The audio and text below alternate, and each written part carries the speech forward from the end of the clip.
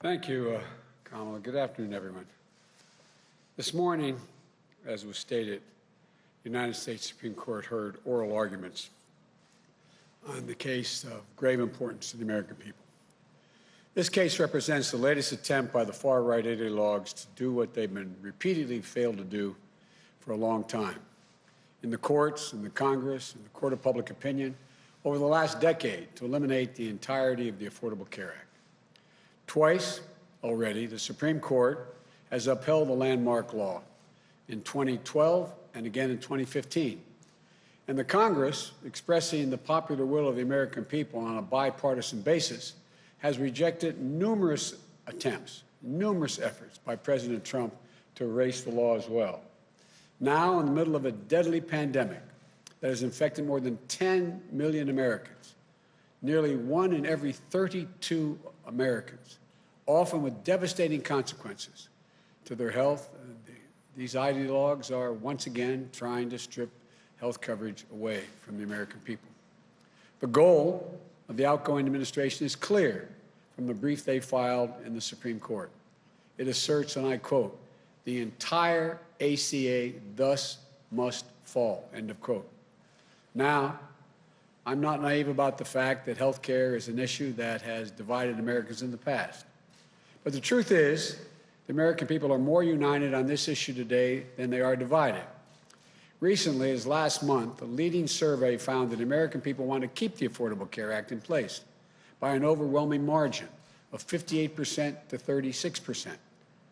79% of the American people, including 9 out of 10 Democrats, 8 out of 10 independents, and 2/3 of Republicans, want to keep the ACA protections for people with pre-existing conditions, which would be eliminated if this lawsuit were to succeed. This doesn't need to be a partisan issue. It's a human issue. It affects every single American family. And we can't subvert the growing consensus of the American people based on an argument put forward in the briefs seeking to invalidate the law that even many conservative legal scholars, including in the National Review, consider to be, quote, ridiculous. Let's be absolutely clear about what's at stake. The consequences of the Trump administration's argument are not academic or an abstraction. For many Americans, they are a matter of life and death in a literal sense. This argument will determine whether health care coverage of more than 20 million Americans who acquired under the Affordable Care Act will be ripped away in the middle of the nation's worst pandemic in a century. Over 100 million people, as the Vice President-elect pointed out, over 100 million people with pre-existing conditions like asthma, diabetes, cancer, could once again be denied coverage, whether complications from COVID-19 like lung scarring and heart damage will be the next flood of pre-existing conditions that can be used as an excuse to jack up premiums or deny coverage altogether. For millions of survivors who have struggled, won, and fought the coronavirus, fought against the loss of their life. This argument is going to determine whether women, as is pointed out, will once again be charged higher premiums just because they're women, or seniors will see their prescription drug costs go up. And like kids whether or not they can stay on their parents' plans till age 26, whether annual lifetime benefits will be reimposed. So someone could walk in and say, "Die in peace, you've run out of your coverage." This isn't hyperbole, it's real. As real as it gets, when a family is faced with the awful news of a child's diagnosis with leukemia, or a mom forced to battle against breast cancer, an accident that leaves loved ones unable to live the life they've always known, it stops your heart. It stops your heart. It wrenches your entire world right off its axis when that happens. And many of you know that from your own personal experiences. Believe me, I know the feeling, and too many American families do as well. In that moment, the very last thing on your mind, the very last thing should be on your mind, is whether you can afford the treatment. The Affordable Care Act was created to put a stop to that inhumanity. It was created to ensure that families thrust into their worst nightmare of their lives could focus not on money, but on the fight that really matters. Obamacare is a law that every American should be proud of. It's why people with pre-existing conditions are protected in this country. It's a law that delivered vital coverage, as I said before, for 20 million Americans who did not have coverage. It's a law that reduced prescription drug price costs for nearly 12 million seniors. It's a law that saved lives and spared countless families from financial ruin. So this effort to bypass the will of the American people, the verdict of the courts in the past, the judgments of Congress, in my view, is simply cruel and needlessly divisive. Regardless of the outcome of this case, I promise you this: beginning on January 20th, the Vice President-elect Harris and we're going to do everything in our power to ease the burden of health care on you and your families. I promise you that. As I said, I will protect your health care like as with my own family. And we've been, unfortunately, significant consumers of health care. That starts by building on the Affordable Care Act, with the dramatic expansion of health care coverage and bold steps to lower health care costs.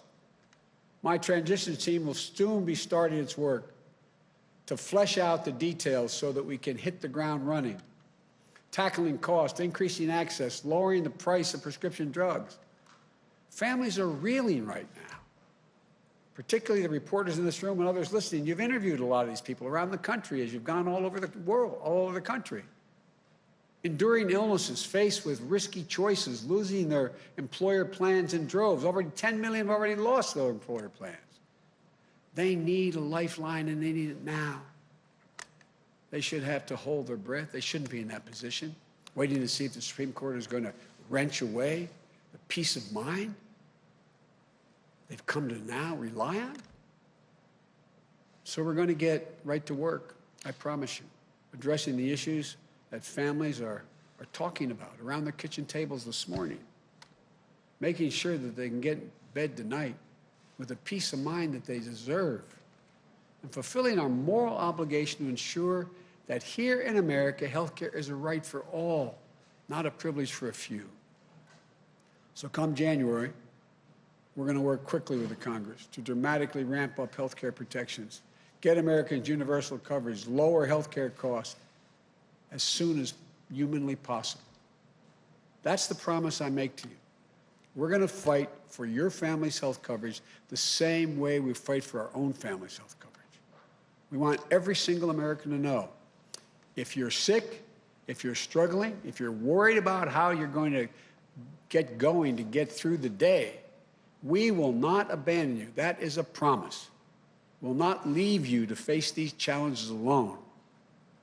We're going to get through this. We're going to get through it together. And we're going to build a healthcare system that puts you and your families first, and that every American can be proud of. I want to thank you all for listening. May God bless you. May God keep you safe in this COVID environment, and may God protect our troops. Now I'm told that we're going to have, we're going to take 5 questions or thereabout. Okay. Thank you, Mr. President-elect. During the campaign, you said you were not naive about how difficult it would be to unite the country. It's now 3 days after you were projected as the president-elect. The president himself says he has won this election. His own administration has not moved forward to give you access to what you need to do to begin the work of your transition. Just a few minutes ago, the Secretary of State, when asked if he would cooperate with a smooth transition, he said there will be a smooth transition to a second Trump administration.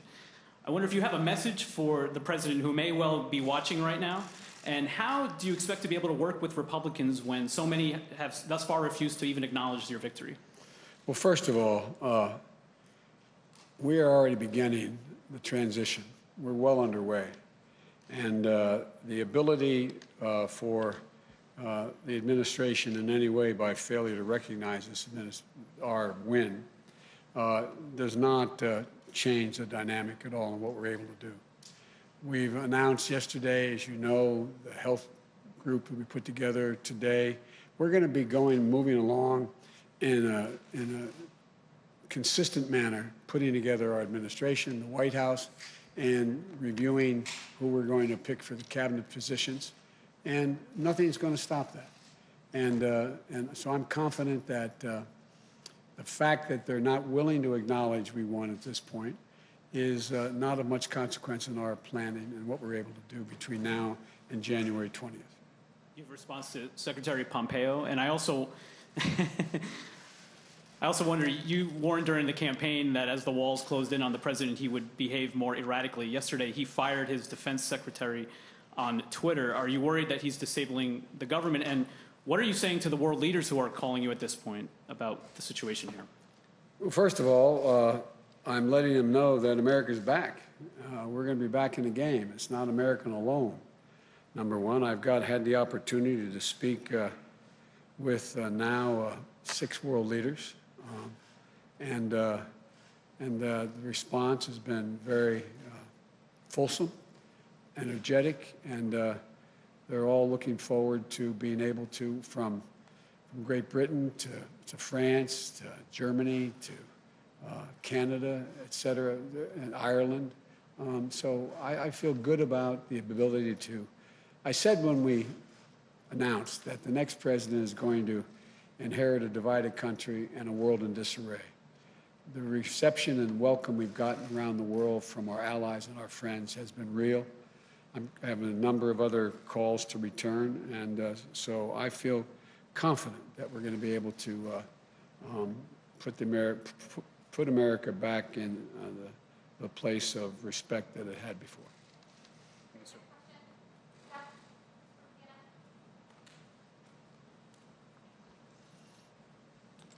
Mr. President-elect, Senate Majority Leader Mitch McConnell has suggested today that he may not recognize the outcome of this election until the Electoral College meets next month. Have you spoken to your longtime friend in the Senate, Mr. McConnell, and what do you make of his specific comments over the last 24 hours? I haven't had a chance to speak to Mitch. My expectation is that I will do that in not too distant future. I think that the whole Republican Party has been put in a position, with a few notable exceptions, of being mildly intimidated by the sitting president. But there's only one president at a time. He's president. We're going to have the Electoral College will be making their judgment in December. It'll be announced in early January. But in the meantime, I hope to get a chance to speak to Mitch. If I could follow up, without transition funding, will you be able to go through with the proper transition that's needed? Would you like access to the PDB, and will you authorize legal action, or would that be too divisive, do you believe? We can get through without the funding. We're in a position that we feel very good about. There's nothing that slows up our efforts to put things together. Obviously, the PDB would be useful, but it's not necessary. I'm not the sitting president now. And so we don't see anything that's slowing us down, quite frankly. Thank you.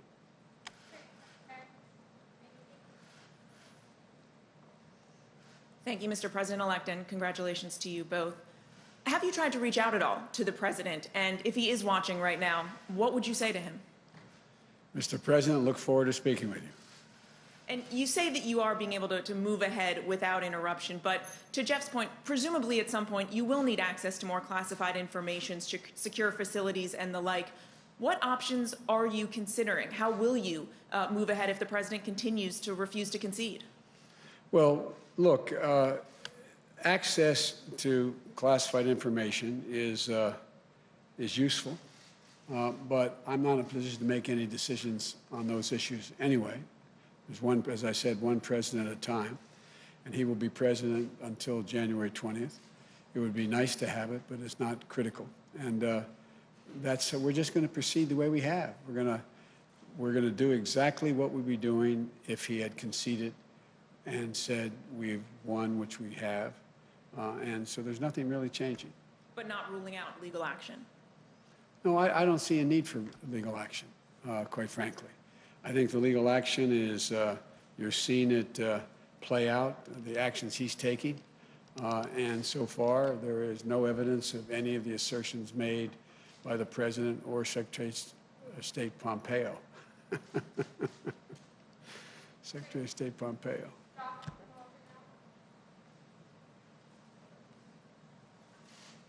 Thank you, Mr. President-elect. Democrats are on track to lose a handful of seats in the House of Representatives.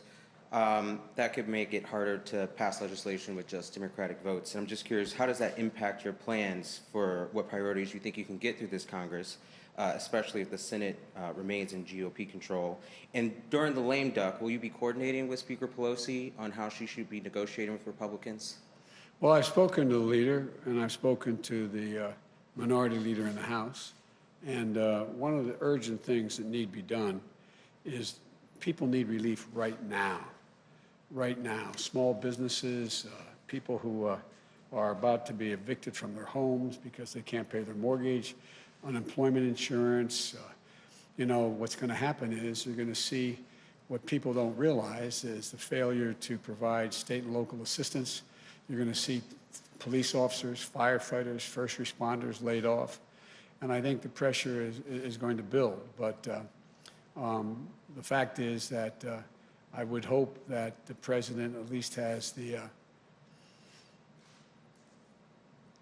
the sensitivity and knowledge to know that a lot of people are in real trouble right now, between now and the time we get elected, till we get sworn in. And so it's my hope and expectation. I'm sure that the majority leader, the Speaker of the House, as well as the minority leader, are working right now into the priorities they have laid out. But do you plan to be active in those negotiations, working with Speaker Pelosi to represent Democrats in the table? Well, we've been talking, and they know my views, and I support what they're doing. And then my second question was about the Senate. Do you plan to campaign in Georgia before your inauguration to help Democrats in the 2 runoff races there as they try to flip the Senate?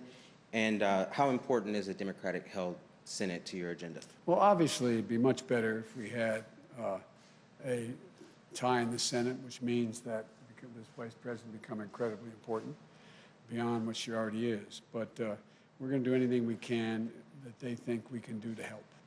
And does the Democratic Senate help your cabinet chances? Does that change how you consider who you nominate to cabinet posts? No, I don't think so. I take McConnell at his word. I understand he said that he will make it clear who he's prepared to support and not support, and that's a negotiation that I'm sure we'll have. Look, one of the things that I would do as president-elect and when I become president is lay out to the Republicans as well as the Democrats who we intend to name for each cabinet position. I hope we're able to be in a position to let people know at least a couple that we want before Thanksgiving, and we'll just work this out. Look, I am not a pessimist, as you know, and I think there are enough Republicans who have already spoken out, but I think there will be many more, not many more, there'll be a larger number once the election is declared and I'm sworn in, to be able to get things done. I think they understand. For example, I can't imagine there not being a willingness on the part of Republicans. There's going to be significant pressure to deal with health care. Their own constituencies are in that position. So I'm not, I think we can get a lot done. Thank you. And one last question from Meredith in the newsroom. Sir, what do you say to the Americans that are anxious over the fact that President Trump has yet to concede and what that might mean for the country? Well, I just think it's an embarrassment, quite frankly. The only thing that, how can I say this tactfully? I think it will not help the president's legacy. I think that I know from my discussions with foreign leaders thus far that they are hopeful that the United States democratic institutions are viewed once again as being strong and enduring. And but I think at the end of the day, you know, it's all going to come to fruition on January 20th. And between now and then, My hope and expectation is that the American people do know and do understand that there has been a transition. Even among Republicans who are people who voted for the president, I understand the sense of loss. I get that. But I think the majority of the people who voted for the president, a lot voted for him, a significantly smaller number, but a lot voted for him. I think they understand that we have to come together. I think they're ready to unite, and I believe we can pull the country out of this bitter politics that we've seen for the last 5, 6, 7 years. And just to follow up on a previous question, how do you expect to work with Republicans if they won't even acknowledge you as president-elect? They will. They will. Thank you all so very much. Thank you.